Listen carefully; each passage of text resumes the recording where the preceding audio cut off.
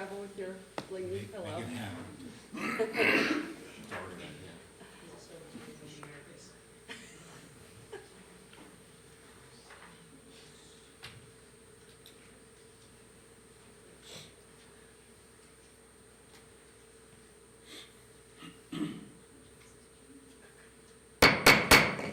Good evening, everyone, and welcome to the Whitehall City Council meeting of February 6, 2024. If you would you please all stand for a moment of silence, followed by the Pledge of Allegiance.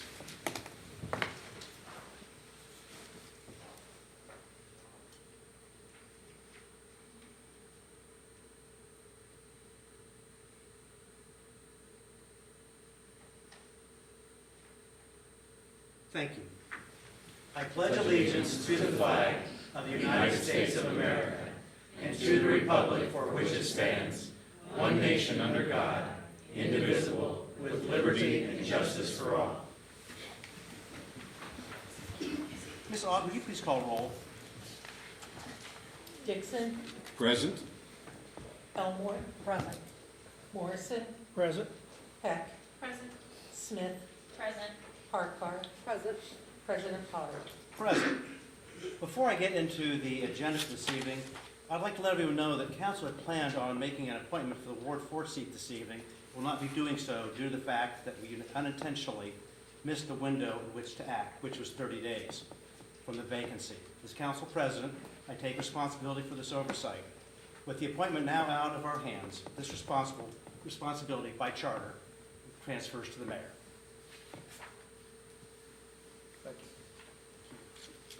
I will now go through our minutes, which include the January 11th, 2024 agenda and special meeting minutes for the Parks and Recreation Committee, the January 16th, 2024 agenda and regular meeting minutes, January 23rd agenda and committee meeting minutes, and the January 30th, 2024 agenda and council of the whole meeting minutes.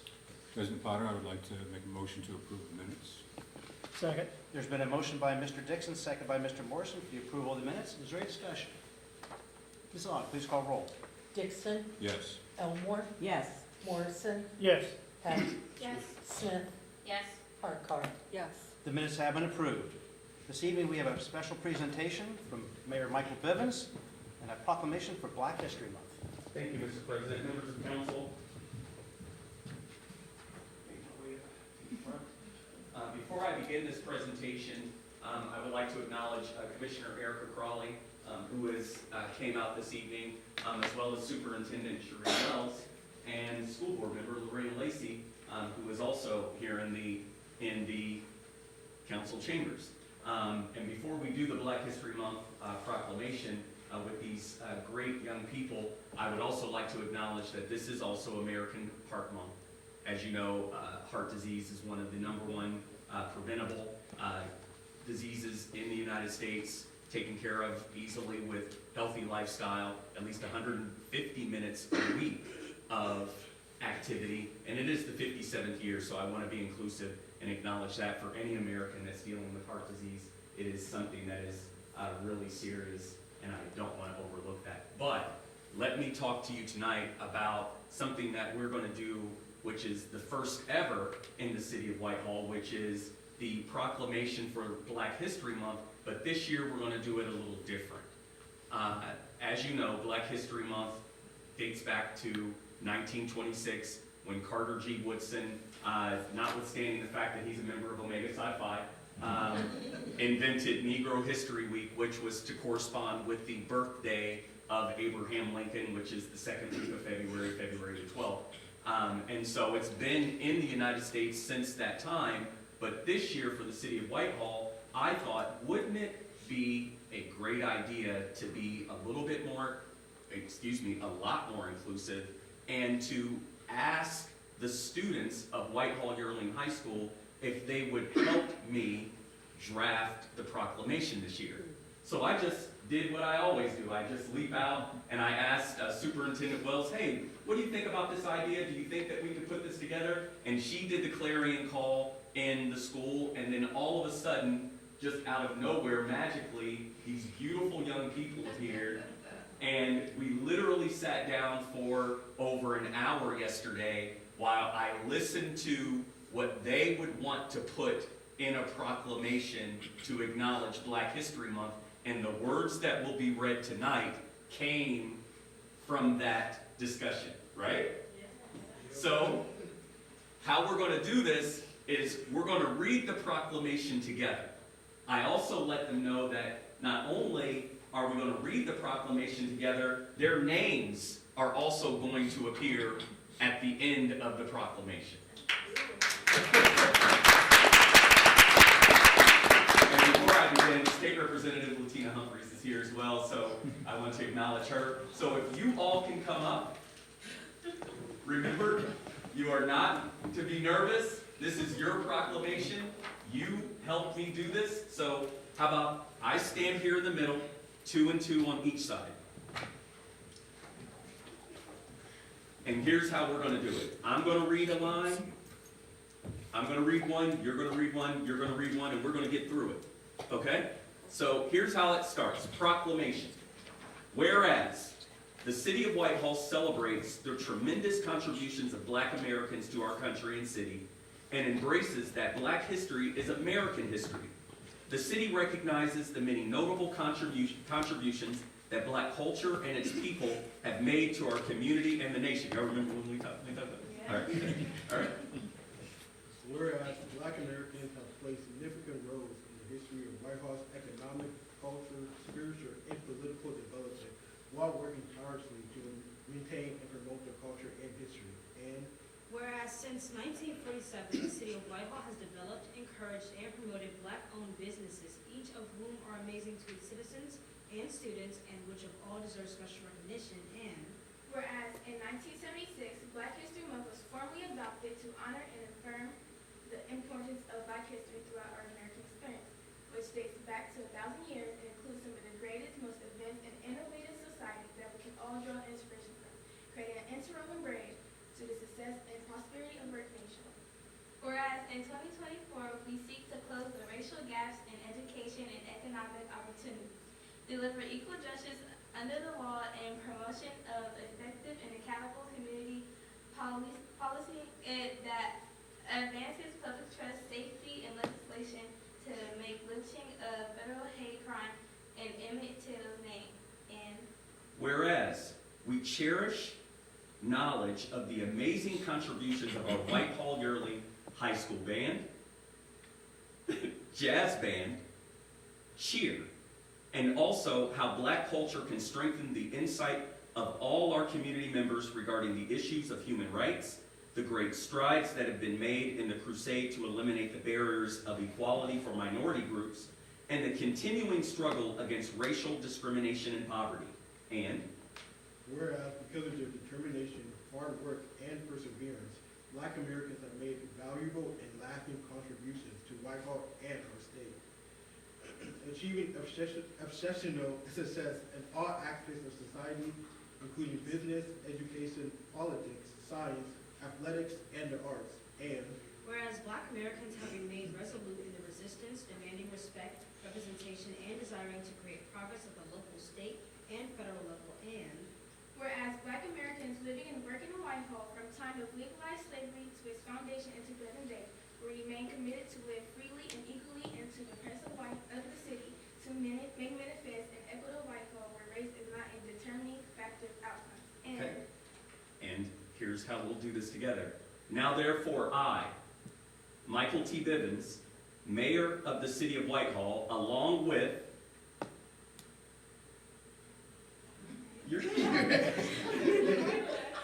Whitehall Yearling High School senior Diana Gray, Junior Cameron Giles, Junior Lazaria Mahone, and Senior Okakan Ida, do hereby proclaim February 2024 as Black History Month in Whitehall and urge every public official, read this with me, urge every public official, educator, and all the people of the city of Whitehall to observe this month and create relevant programs, activities, memories, and celebrations in order to honor the contributions and legacy of the Black and African American community in every field from art, science, politics, and religion.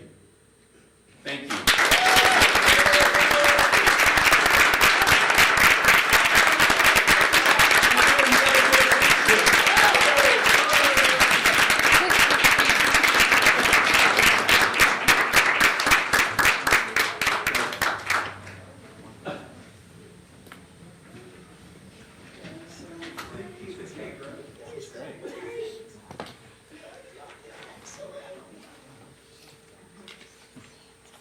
are your resolutions to keep.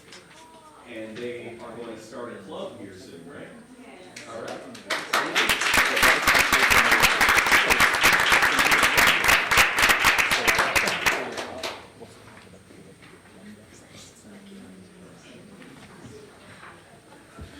Thank you, Mayor. And I'd like to thank the students from Whitehall Yearling for coming. That was wonderful. I know getting up and speaking in public is not always easy and or fun, but you nailed it. So very, very well done. Thank you. You're welcome. So with that, we'll go into our first poll public. Anybody who wishes to come forward, I just ask for you to state your name and your address, and you have up to 3 minutes to speak. Seeing nobody, we will move on to our standing committee reports, and the committees last met on January 23rd, 2024. First being Administration and Financial Management, Chairperson Elmore. Thank you, Mr. President. Administration and Financial Management did meet. Our minutes are on file. We have 2 pieces of legislation this evening. We will meet again next Tuesday. Thank you. Community and Elder Advocacy, Chairperson Harkar. Yes, we also met last week. We have no pending legislation right now. And we'll meet again next week. Okay, thank you. Community Standards Enforcement, Chairperson Smith. Thank you, President Potter. Community Standards and Enforcement also met on January 23rd. Our minutes are on file, and we will meet again next week. Thank you. Economic Development, Chairperson Dixon. Thank you, President Potter. Economic Development met on January 23rd. Our minutes are on file. We have nothing on the agenda tonight, and we intend to meet next week in these chambers after 6:30. Thank you. Infrastructure Maintenance and Services, Chairperson Morrison. Thank you, Mr. President. Infrastructure Maintenance and Services also met. Our minutes are on file, and we will meet again next week in this chamber about 6:30. Very good. Public Safety, Chairperson Morrison. Thank you, Mr. President. Public Safety also met last, and our minutes are on file. We'll meet again next week, sometime after 6:30 in these chambers. Very good.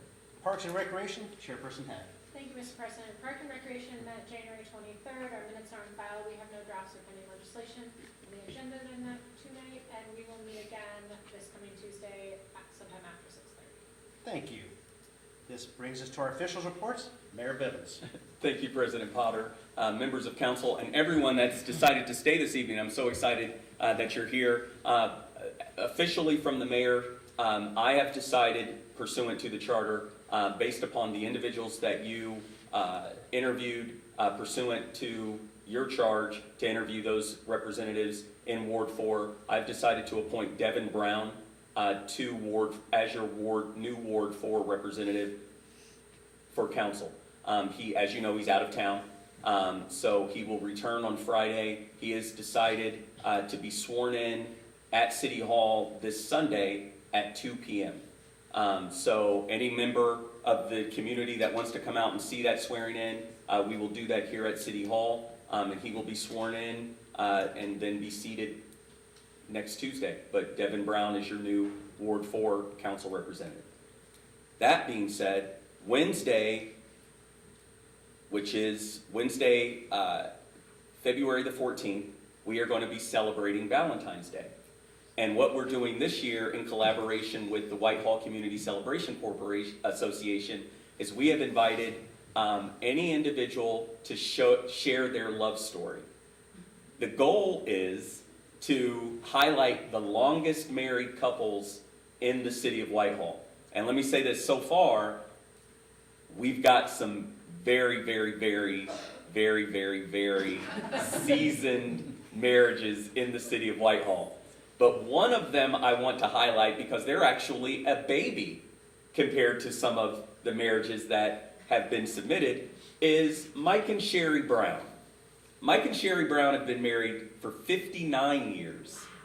And I tell you what, Mike submitted a photograph of him when he was a young Mike Brown, and I tell you, young Mike Brown looks like Clark Kent. And it is amazing to see. So if we, on Valentine's Day, when we get there, we have to find a way to put at least Mike Brown's photograph up because he looked like he was Clark Kent. I swear he probably is somehow, and you know, he's just aging gracefully and that he might be Superman. But I have to read this to you, okay, just so you get a glimpse. Mike and Sherry Brown. We have now been married 58 years, soon to be 59. Our story began in 1961. We were freshmen at Whitehall Yearling High School.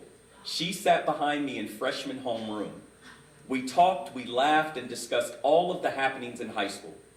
As the school year progressed, so did our friendship. I hear you, Mike. As I got to know Sherry better, she was kind, loved dogs, and had a swimming pool in her backyard. We both liked to play miniature golf, so putt-putt on Hamilton Road was a sure hit for a date. The following summer seen pool parties, putt-putt, and backyard barbecues. Suddenly, we were at all the football games, dances, and of course, prom. We married in 1965. I started my business career and Sherry took care of our first daughter. A second daughter came in 1970. Today, we have 4 lovely grandchildren and 58 plus years together. Our marriage has survived living in 4 different states and countless moves in my business career. We came back to Ohio in 1977 and moved right back to Whitehall.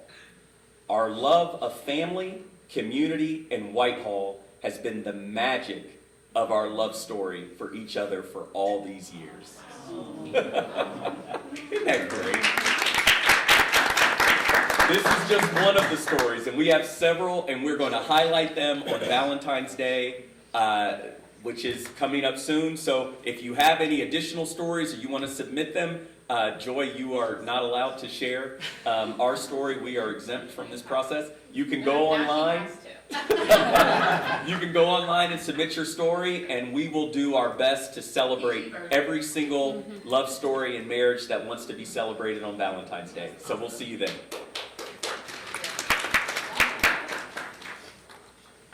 Thank you, Mr. President. Thank That's you. it. Attorney Nicodemus. Thank you, Mr. President. The office is still looking for a victim advocate. We've had interviews, really good applicants. We've got several that are out pending background, and once we get all those back, we'll hopefully narrow in on that. It's been a couple months, so the prosecutors and the office staff that are pulling double duty are ready to get someone in there. So hopefully in the next week or two, we will have someone named for that position. Holidays are over. There was a noticeable uptick in especially traffic tickets in January. Looking at the numbers, it still appears to be about 2 to 1 of traffic violators and misdemeanor crimes occurring in the city are from people outside of the city as opposed to in the city. But with 494 total cases, new cases issued in January, again, the majority of those being from non-residents. I want to shout out to Miss Lacey, who's still out there in the hallway, and to our downtown prosecutors, because, of course, in January we have Mayor's Court on Tuesday mornings. Municipal Court is 5 days a week with the exception of the holidays, so New Year's Day and Martin Luther King Day in January. And running a quick report earlier, there were 838 cases on the Mayor's Court docket in January. That's an average of about 200 a week.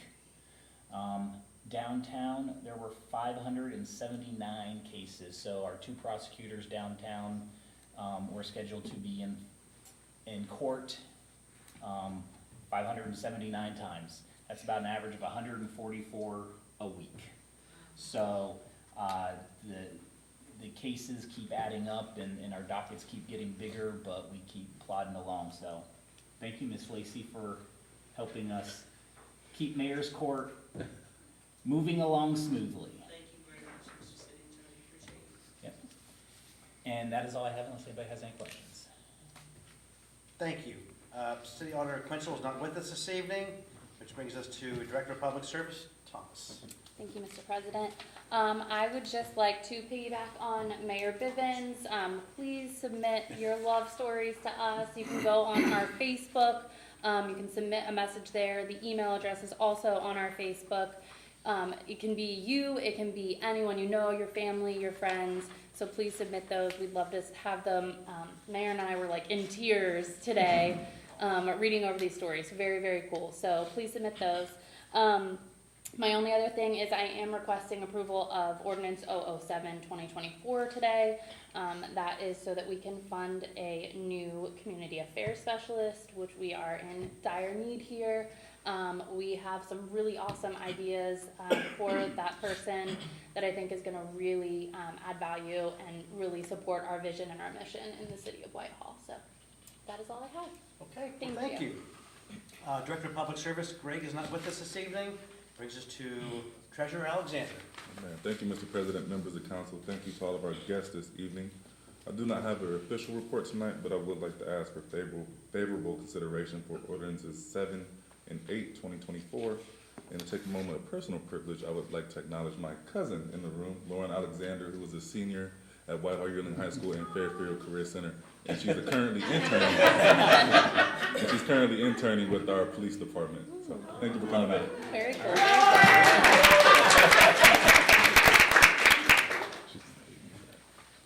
Thank you.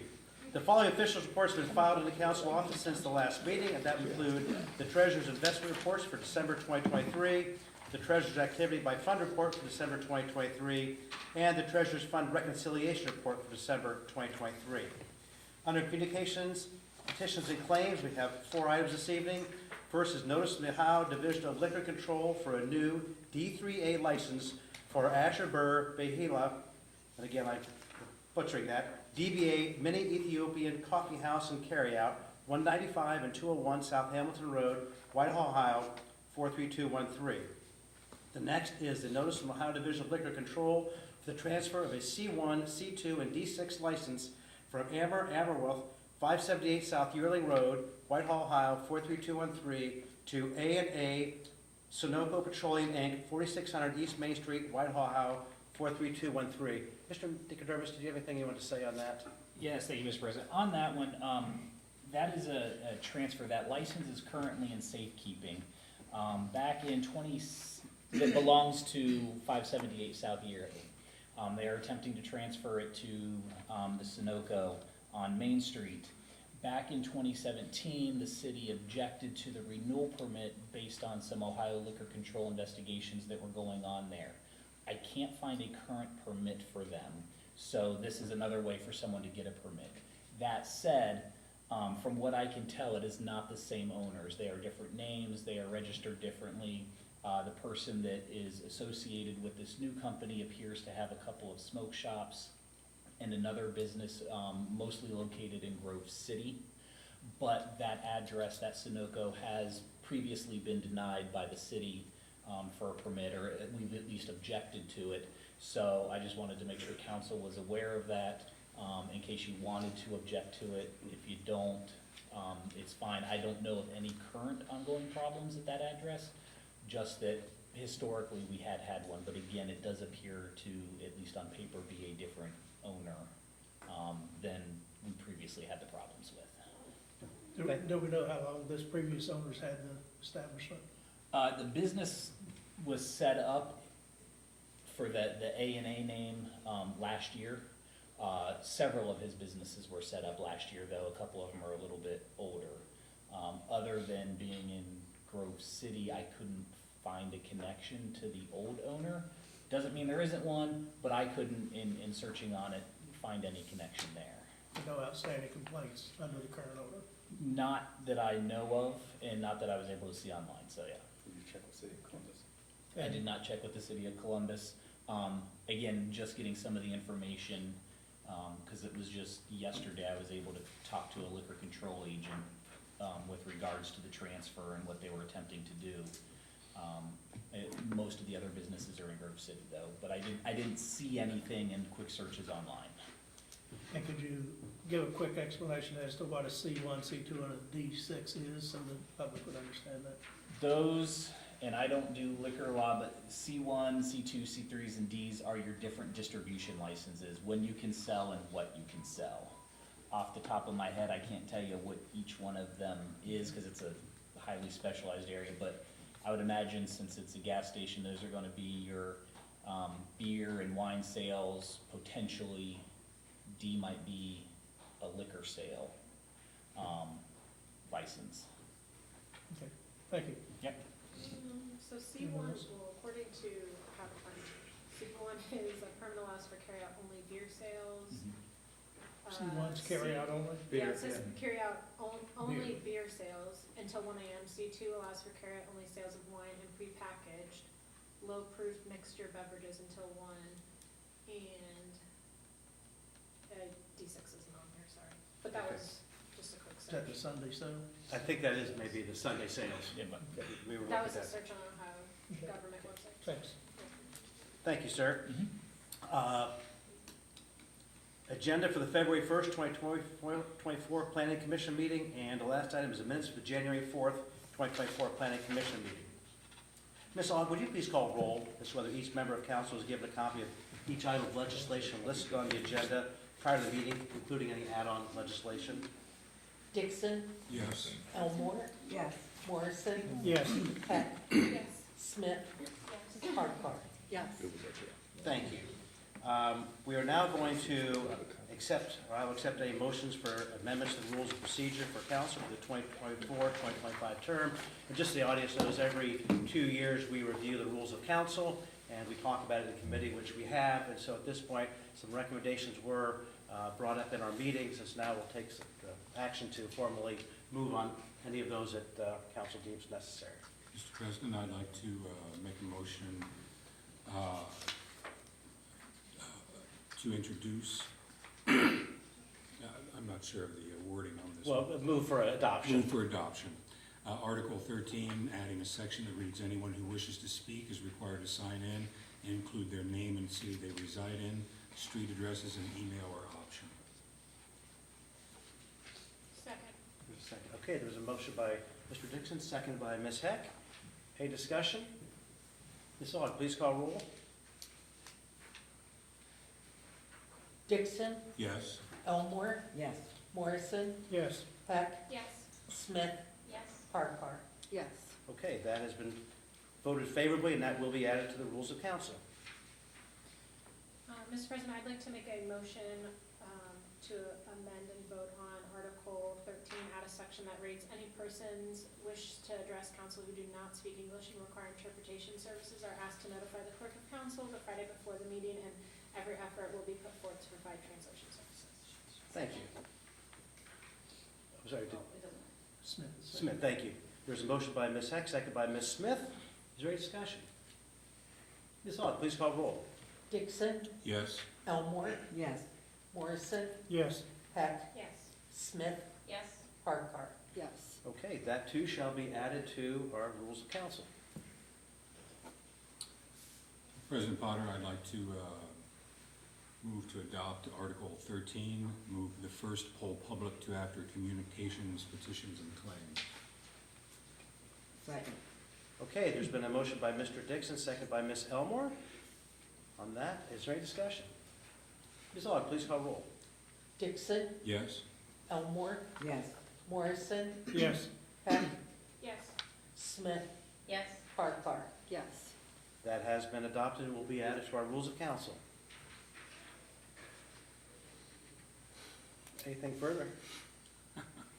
President Potter, I'll make a motion to, for Article 13, add a section that reads, any persons wishing to address council who do not speak, oh, I'm sorry, you did that one. We did that one. Okay, then Article 2, Section B, Item C, amend to read,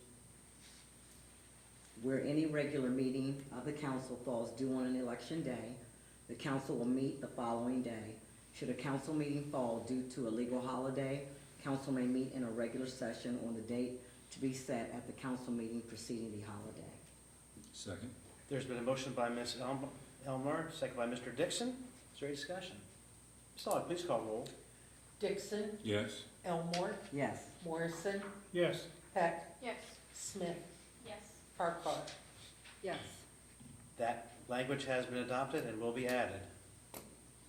Mr. President, I'd like to make a motion to, I've lost my train again, to introduce and a motion to pass Article 3, add the following language, council will, of its own initiative, select a president pro tem and Clerk of Council, those individuals who have interest in being considered for President Pro Tem will inform the Clerk of Council by December 15th, prior to the new council term commencing in January. Second? Okay, there's been a motion by Mr. Dixon, seconded by Ms. Smith. Any discussion? Ms. Aug, please call roll. Dixon, Yes? Elmore, Yes. Morrison, Yes. Peck, Yes. Smith, Yes. Farquhar. Yes. That also has been adopted and will be added to the rules of council. Is there anything further? So with regards to the other subjects discussed and action items, those are just the items we're doing, we don't have to introduce. Right, those are just discussion points, correct. Okay, nothing further. We will move into third reading. Ordinance 1, 2024 will be read by title only, as the public hearing has been tabled until 3/5/2024. Amending the zoning map attached to Chapter 110401 of the 2023 codified ordinance of the City of Whitehall, Ohio, and is subsequently amended, allowing a special permit under Section 1104.03H to permit By and By Auto Sale LLC Company to operate a vehicle and large equipment repair business in the Main Street District. Resolution 1, 2024, authorizing the mayor to apply for and accept assistance from the Ohio Department of Natural Resources via Ohio's Urban Forestry Grant Program. Mr. President, I would like to introduce and move for the adoption of resolution number 1, 2024. Second. There's been a motion by Ms. Heck to introduce Resolution 1, 2024, second by Ms. Smith. Is there any discussion? Ms. Aug. Dixon, Yes. Elmore, Yes. Morrison, Yes. Peck, Yes. Smith, Yes. Farquhar. Yes. Resolution 1, 2024 has been adopted. Second reading, Resolution 2, 2024 will be read by title only.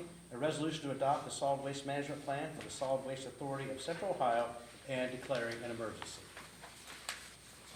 We have nothing under second reading, and we'll now go to our first reading, Ordinance 5, 2024, which is by title only. It was tabled on January 16th, amending Section 1103.02C, building placement and amending the zoning map attached to Whitehall Chapter 1104.01 of the 2023 codified ordinance of the City of Whitehall, Ohio, and is subsequently amended and changing the zoning on property located on Fairway Boulevard, parcel numbers 090-001-774, 090-001-1812, 090-001-819, 090-001-775, 090-001-776, 090-001-010, 090-001-777, 090-001-735, 090-001-778, 090-006-752, 090-001-780, 090-001-718, and 090-001-782 from STUR to Residential Estate District. Mr. President, I would like to ask City Attorney, do we have any answers on our spot zoning Yeah, rules? yeah, at the last meeting, and I didn't send an email because it's easier to just try to explain like this as put it in.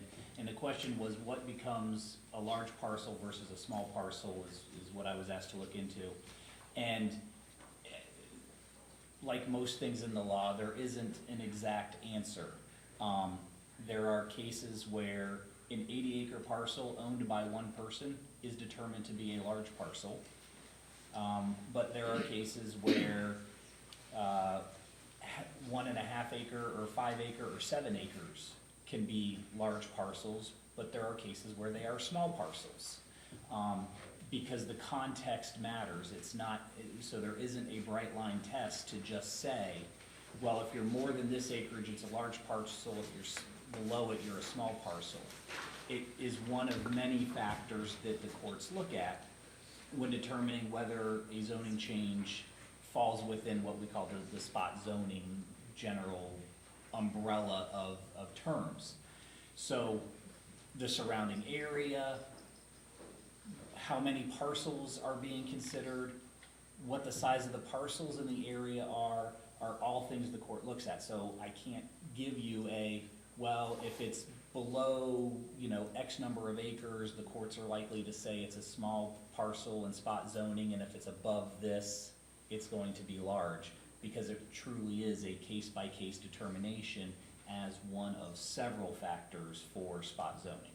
So that's why I didn't send it out in an email. I know you might have been expecting it like that, but that was kind of hard to put into an email like that, because there is no concrete line for a determination of large versus small when looking at spot zoning. It seems odd to me that you have a law on the books and no definition for it. What's that?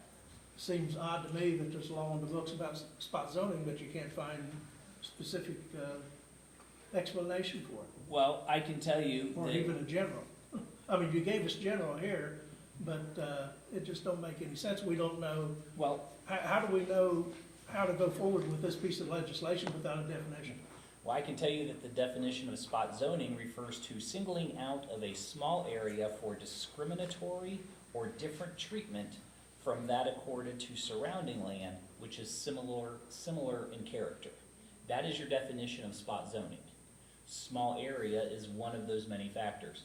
And this is the area of law that we live in, because in the real world, we'd like clear definitions, but the law seldom gives them to us. So without going forward with this legislation, there's no way of knowing whether it's spot zoning or not until it's challenged.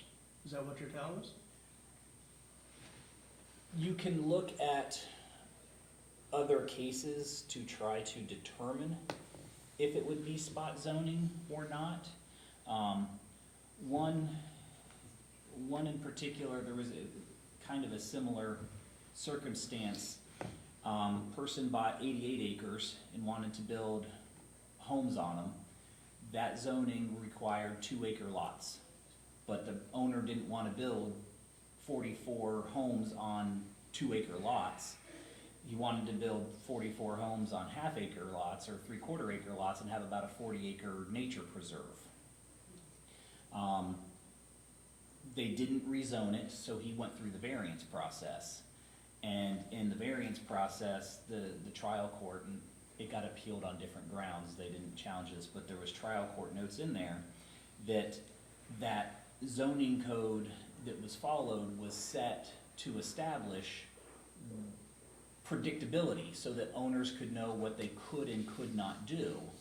And granting variances like that, in fact, could be a form of spot zoning. So they found that that was okay, and I think that's kind of the reverse situation of what is proposed here. Here, there's parcels, and some in particular that have been zoned and now platted for homes that legislation may change the zoning on. And so I fear that, a challenge could use that same language. The zoning says this is here and now we're changing it. That also goes towards the discriminatory practice of spot zoning. Why are we changing it? Because sometimes in spot zoning, the context matters. What we could have done 5 years ago, we can't do today if it's in retaliation to something else being done. Does that make sense? Makes sense, just make it easier. I believe what you said makes sense, but I would still like to see something in writing on this, so if council does go forward or don't, that we have a legal answer from you as to how we can address this. Right now, I don't hear a yes or a no. Can we go forward, or do we keep it tabled, or just dump it? My advice would be to not go forward with it.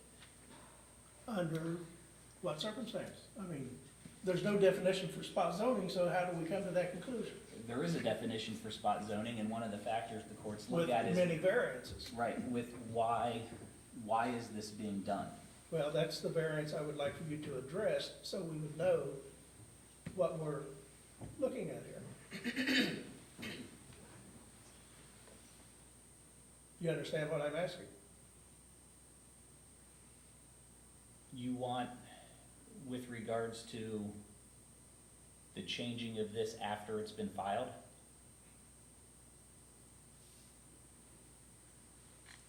I want to know, in your legal opinion, is this legislation as it's being presented going to be considered spot zoning under your understanding of the law?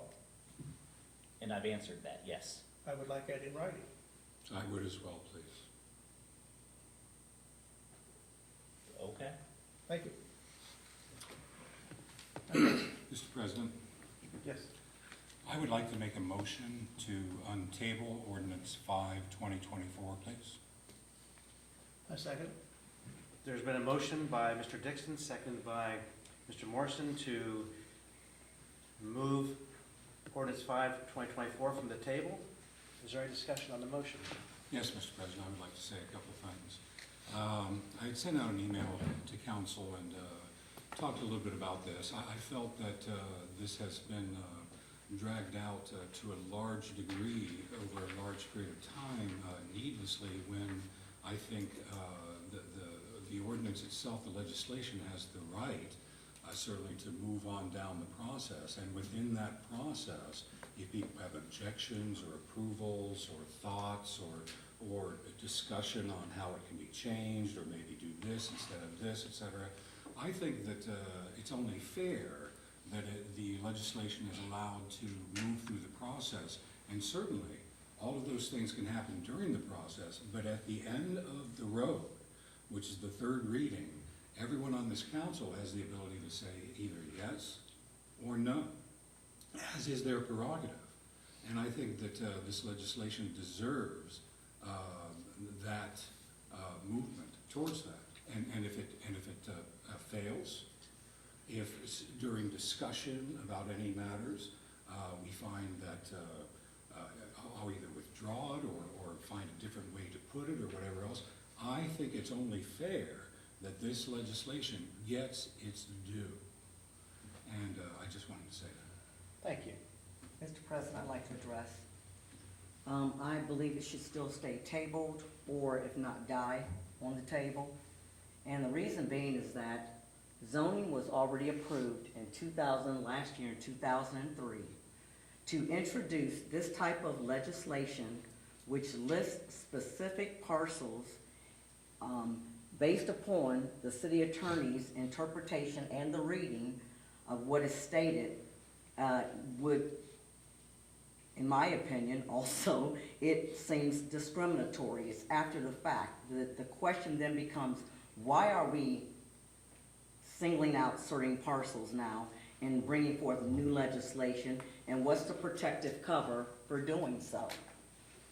My other issue is the zoning already happened, and it brings to what are the legal ramifications that happen once this is done, because that's what it looks like. We're going down a road that we don't have we have other issues, more pressing issues, I believe.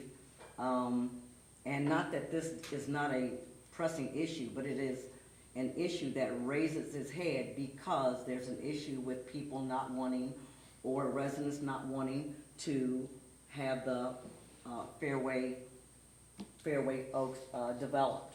And so where do it goes against our blueprint, it goes against, in my opinion, what was stated by Mr. Littleton, as far as what we're doing within our blueprint.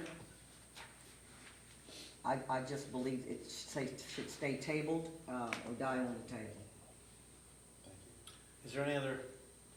I have something to say.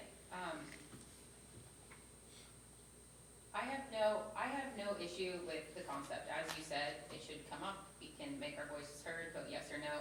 I think the thing I'm most uncomfortable with is the specific listing of parcels. Typically, when zoning is done, it's done to an area like all properties on Fairway. They're not listing specific parcels. I think that's maybe where we're getting closer to that legal definition of spot zoning, because if I remember, please correct me if I'm wrong, the previous residential estate district, it was done to the entire street. It wasn't necessarily picking out specific parcels. I understand your point in that we can take it off the table and use these 3 readings to change it, but I think with that, at least how I have it in my mind, it would involve significantly changing the way it's worded, not just making tweaks, which is typically where we make amendments while something is running through a first, second, or third reading. So those are my thoughts, or where I'm at with it, I guess. Just as it's currently written, I have issue with it. The concept moving forward, and as you said, us making our thoughts known, I have no problem with that. Just its current language and picking out the specific parcels instead of. And this goes into changing and amending the zoning. I don't have great knowledge on, but how can we reword it in a way that gets you away from that? Ms. Heck? Yes, I would like to kind of echo with what Councilwoman Smith said. Thank you. I agree with, I'm for open discussions. I think as it stands, I would like to see it stay tabled because I think it needs too much tweaking to move forward today, that I would want to have more discussion on it, and like we normally have done in the past, when it goes through that process, we are just like tweaking the legislation, not changing it significantly. Thank you. I would agree that I have the similar concerns to what other council members have stated. I think, yeah, listing the specific parcels is a huge issue for me. I know I voiced concerns previously. How do we make sure that if this would go to vote and if it passes as is, how do we know that this wouldn't happen in other areas and more specific zoning would go in? I don't want to do anything that could lend to discriminatory practices, so I would say rewrite it. If the city attorney is saying that this is dangerous territory, I think that's, sorry, not to put words in your mouth, it seems like a slippery slope to me. I think maybe it needs to be edited before it goes back up. May I have a moment to respond? I think it's my right in Yes. Robert's rules. Well, these are all arguments, and they are suggestions and everything else, exactly what I was saying. We have time between now and the 3rd reading to do all this. There is time between now and the 3rd reading after a healthy and legitimate and good conversation and arguments for me to withdraw it and say, you're right, let's look at this, let's look at that. But to table it, can you guarantee me that we'll talk about this at a committee meeting or anything else? I think that in the interim between now and the 3rd reading, we can do this. And I still have the ability to withdraw it because I'm open. If you feel this is wrong, because I want it to succeed. If there are things that are an issue with it, et cetera, I can do that. But the thing is we have time to do that. And at the end of the road, if those have not been done, if you still find objections, et cetera, you have the ability to say no to it. So that's what I would say. Thank you. Thank you. Am I allowed to have an Yes. comment? I don't know how this will work on this. So is your main issue, Councilperson Dixon, that if it's on a first, second, or 3rd reading, we have more obligation in your eyes to discuss it? Is that really the issue? You feel like we'll just keep ignoring it? I asked the question, I don't know how. I think if it stays tabled, it will, I'm worried that it will not get its due in conversation down the line. Could it be rewritten in a way that is less problematic?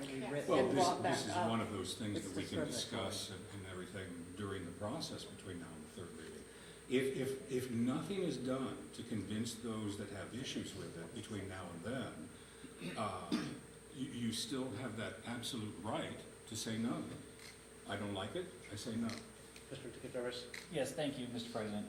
Just so the council members remember, after a complete first reading on this legislation would go to the Planning Commission. And so, if the Planning Commission has to make a recommendation on what is sent to them. So, if there is something if this goes to the planning commission and council is thinking about changing it, council's going to change what comes back from planning commission, so planning commission is not going to have the opportunity to fully review what council puts forth, if it is untabled today. That's a good Thank you. point. That's a very good point. So it would make sense to keep it tabled and then Changes. make the revisions. Have the final prior- product is prior what goes going to. planning commission. Yes, the Excuse me, I think the planning commission would, and I don't want to speak for the planning commission, but I would think they would want to evaluate council's intent and not just go through the Like a actions, work in knowing that progress it's going versus to the be final. changed, The correct. final. I can appreciate that, I really can. And the fact is my ardor for this process and getting it moving along is because it has been stalled in various ways up to that point, so I have a little issue with that. But I completely understand the points made. Given that then, I will withdraw my motion. Thank you. Ordinance 5, 2024 remains tabled.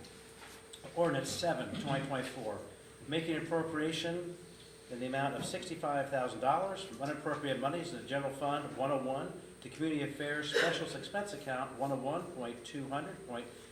101.200.51,700 and declaring an emergency. Mr. President, I'd like to introduce ordinance 007, 2024, and move for the suspension of all rules. Second. There's been a motion by Ms. Elmore, second by Mr. Morrison, to introduce ordinance 7, 2024, and for suspension of all rules. Is there any discussion? Ms. Aug, please call roll. Dixon, Yes. Elmore, Yes. Morrison, Yes. Peck, Yes. Smith, Yes. Farquhar. Yes. The rules have been suspended. Move to adopt. Second. Motion to adopt by Ms. Elmore, second by Mr. Morrison. Any discussion? Ms. Aug, please call roll. Dixon, Yes. Elmore, Yes. Morrison, Yes. Peck, Yes. Smith, Yes. Farquhar. Yes. Ordinance 7, 2024 has been adopted.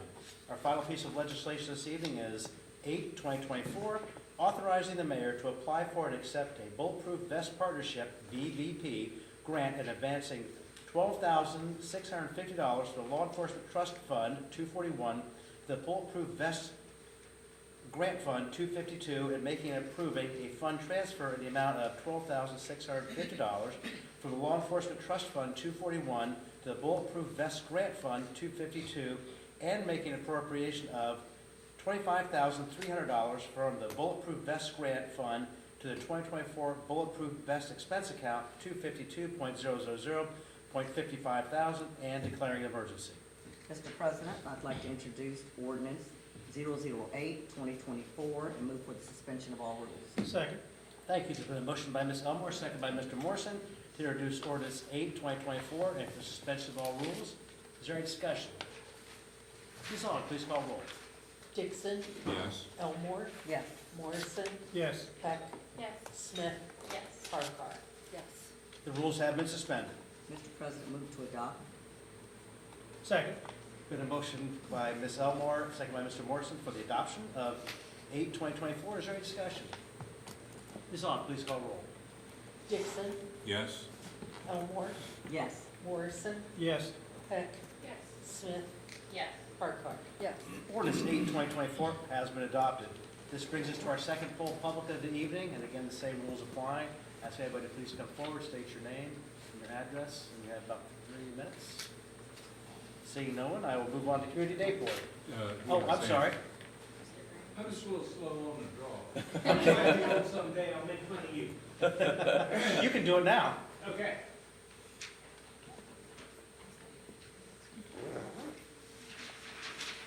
Jim Graham, 644 Greenwood Road, Whitehall. 43213.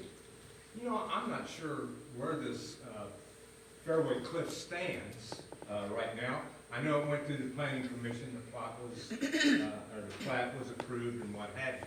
I don't know if it comes up before you all again. Does not. Then no point in me saying what I was gonna say. I will say this though, since I'm up here, and I do have the opportunity to say something, you know what? Don't make it spot zoning. Change the zoning back on the whole Fairway Boulevard. You will eliminate the spot zoning, And I don't think you'll make anybody on Fairway Boulevard mad because you changed it all back. Thank you. Thank you. Anyone else?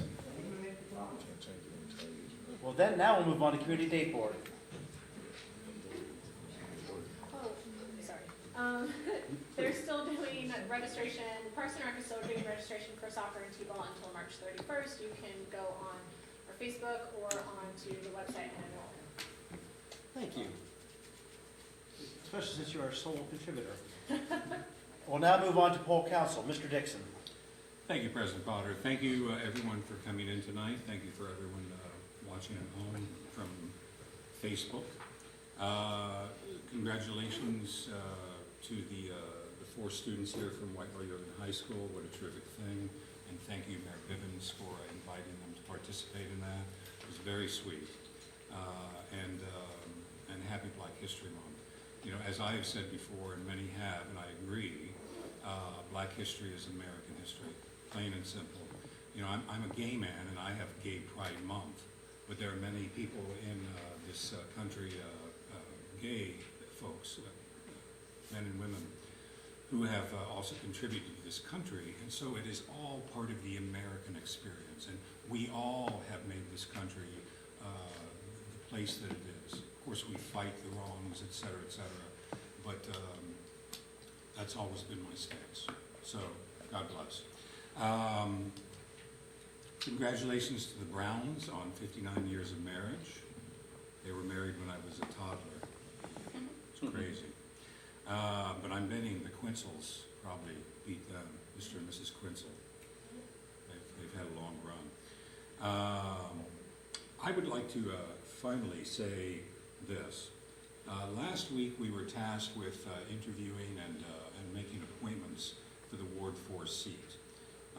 In the charter it said that we had 30 days in which to do so, and I'm afraid we missed the mark on that. And so I personally would like to take a moment to apologize to the folks in Ward 4, to all the citizens in the city, and in particular Mr. Everett, Mr. Sugar, Mr. Straits, Mr. Johnson, Mr. Graham, and Mr. Brown for not catching that and being able to make the decision we were charged to do.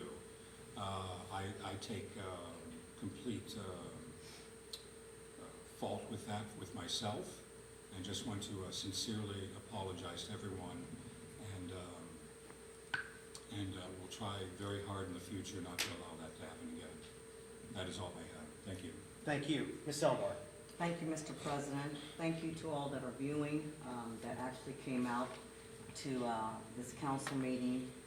I want to give a special thanks to Mayor Bivens for just the foresight to include students, because they are our future.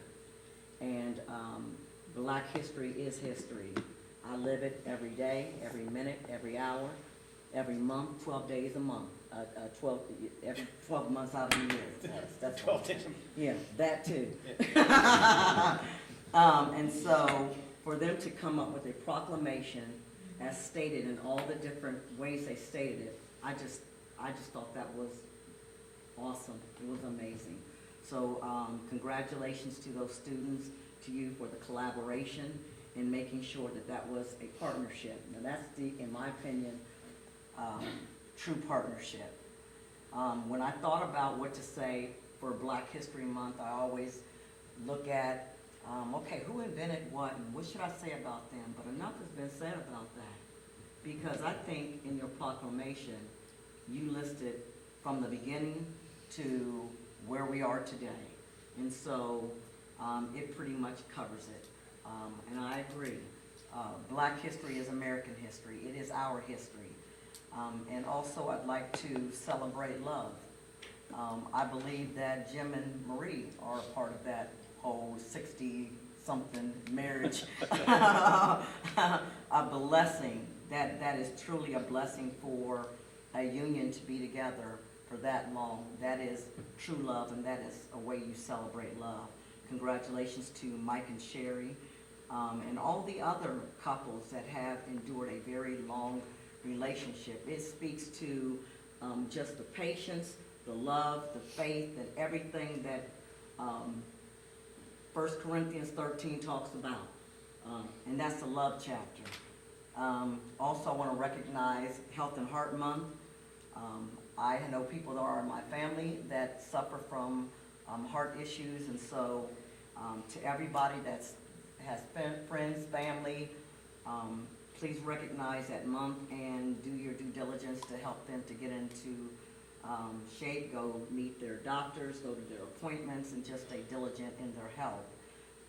Last thing I will say regarding Black History Month, since it's recognized in February, 28 days, I guess it's 29 days this year because it's leap year. I'll just say liberty and justice for all. Thank you, Mr. President. Thank you. Mr. Morrison. This is gonna be hard to follow. Yeah. I would like to thank everybody that showed up this evening and was in attendance, and those tuning in. And Mr. Mayor, great job. The proclamation, presentation, excellent job. And we met last week and had some conversations about some ideas and agendas of which you wish to pursue, and you have some very unique things coming up. And I thank you for that meeting. And I also want to follow up on the council appointment. I feel horrible that we missed that. How this whole group missed that time, I don't know, but personally, there's no excuse for me. I was on council previously for 8 years. I've read this charter a good dozen times. I haven't read it through lately, but I really feel guilty and apologize to everyone, the community, and those that applied for failing to do my job. Thank you. Ms. Heck. Thank you, Mr. President. I pretty much gonna echo everybody else's sentiments. Thank you for those that are watching from home. Thank you for those that came in. Great job, Mayor Bivens, for bringing in our youth. That was a great presentation and proclamation. I too would like to apologize to the applicants as well as for the blunder, I don't know what you want to call it, of what happened. And then also thank you, Mike and Shannon, for sharing your love story with us and everybody else that's going to share theirs. And we really appreciate it. It's nice to have a little something happy. Thank you. Ms. Smith. Thank you, President Potter. Thank you to those that were here this evening and who were here earlier. Thank you to those watching at home. I'm really looking forward to hearing these love stories. I feel like it's a blip on the radar at 6 years. I can only hope to achieve some of the amazing stories I'm hoping to see. Thank you to the students that came in. Thank you for thinking outside the box and involving some high school students. I work with high school students now, and to get them to see the bigger picture and start to get involved in the world and the community is something I strive for. So that was really cool. I also want to share my sincere apologies about lapsing on our charter appointment date. I think for me personally, it was a big lesson to not just assume. And I think we all go through life and we think everything's cruising and something happens and we're reminded, don't make an assumption. So I definitely learned a big life lesson there. And so I sincerely apologize to the applicants. I was happy to see that an appointment was made from within the group we interviewed, so that was great. And I believe that's all I have. And I thank you. Ms. Harkar. Thank you, President Potter. I had prepared some remarks on Black History Month, but there's no way I could ever compete with this guy, of course. And you look around the room, and I just, the room was full of people in here that are Black history in the making. And so that was just really wonderful to see. The youth that are up here, they're going to be sitting up here someday, or I'll be voting them into president at some point. So just really excited about that. Dr. Wells is, as well should be very proud. Their parents and their people that push them and encourage them as well. So just wanted to say congratulate everybody. on that. That was really fantastic. And yeah, just like everybody else said, you know, on missing the chance for the nomination is unfortunate. I am excited to welcome Devin Brown to Ward 4 and have him up here with us. I think he'll have some great insight as well, so I'm looking forward to that. So thank you, everyone. Thank you. And Mr. President, before your final comments, to members of council, while you all have expressed your deepest regrets and grumble, I am an optimist. So I believe that our charter was set for this purpose and with the fail-safe to give the mayor the opportunity to appoint in the off chance that council either lapsed intentionally or unintentionally. Please don't take any of this to mean that somehow you failed the city of Whitehall in this regard. As I sit in the seat, I want nothing more but to work with each and every one of you so that the continuing progress of this city can be nothing but prosperous for every citizen in this community. That's why I did not appoint from outside of the applicants that you interviewed, so that your time would not be wasted and so that the people that decided that they wanted to step into this seat would get the proper due. So I hope that after Mr. Brown is sworn in and as he's seated, that you welcome him with open arms. He's going to be a great member and a fantastic addition to this council. And I see going forward nothing but progress, nothing but hope, and nothing but inspiration for the residents of our city. Thank you, Mr. President. Thank you.